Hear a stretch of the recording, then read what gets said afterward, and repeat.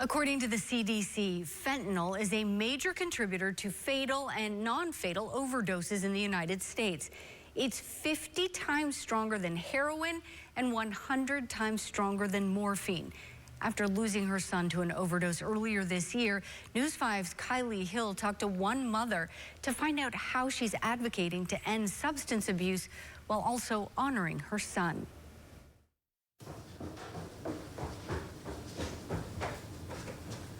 Simon Dotson will never walk through his mother's home again. It seemed like our whole world just stopped.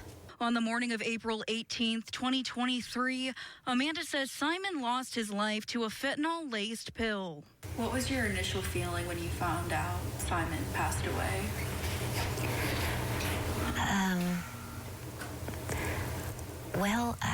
I think that it's a shock, unprocessable, just too much. Fainted. They said that I had fainted.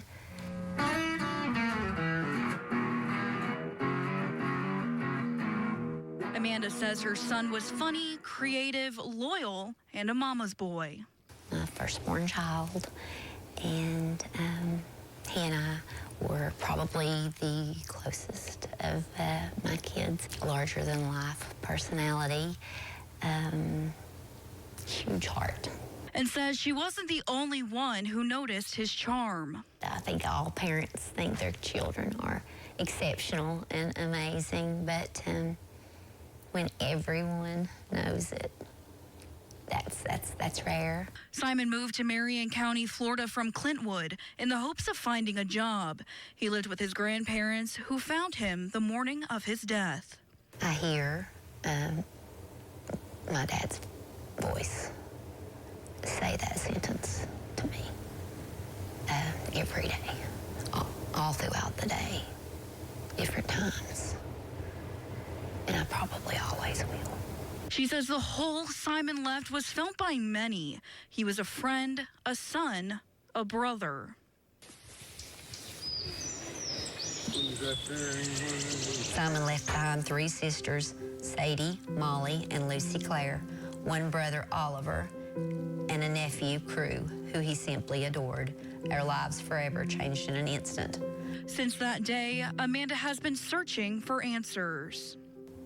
I don't know what mother would not go to the ends of the earth.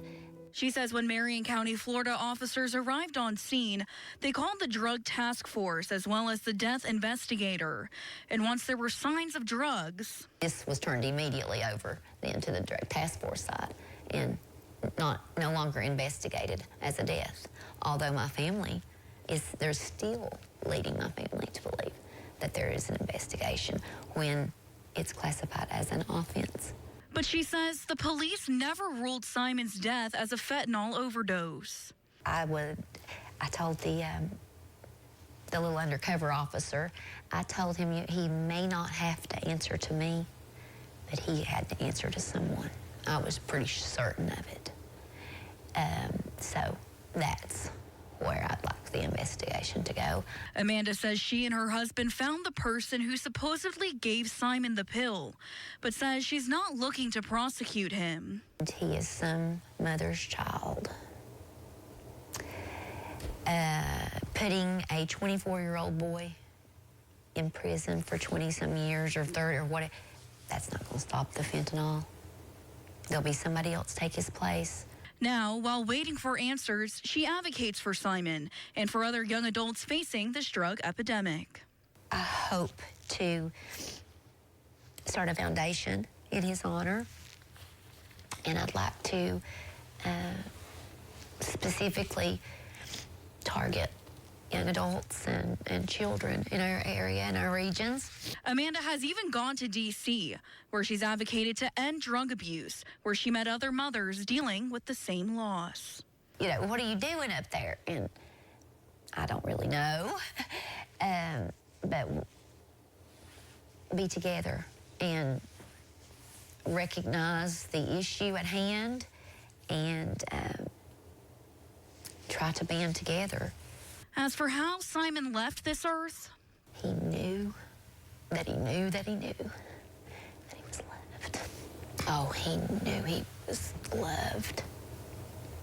For substance abuse resources, you can call 1-800-662-4357. In Clintwood, Kylie Hill, News 5, WCYB.